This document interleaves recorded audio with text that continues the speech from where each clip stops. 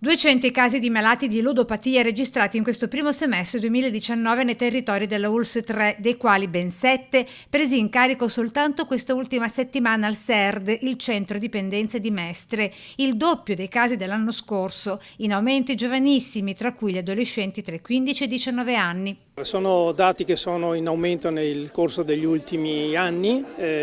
all'interno delle 5 sedi SERD dell'ASL 3,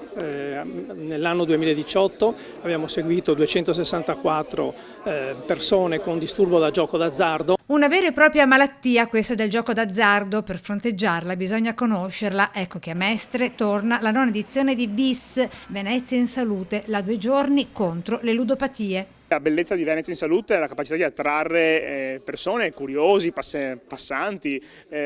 cittadini che vogliono conoscere in primis le iniziative proposte e il dibattito, ma anche le 64 realtà che saranno ospitate in via Palazzo, in piazza Ferretto, per raccontare chi sono e cosa fanno nella loro attività associativa. Si comincia sabato 21 settembre al padiglione Rama dell'Angelo con il convegno scientifico, quindi domenica 22 con le 10 ore della manifestazione di piazza, con la rete dell'associazionismo anche a sostegno della Croce Rossa di Venezia, con la raccolta fondi per l'acquisto di un pulmino per disabili, nell'intrattenimento tra gioco, informazione e spettacolo. Però la cosa fondamentale e principale è che faremo cantare i medici. I medici canteranno su basi musicali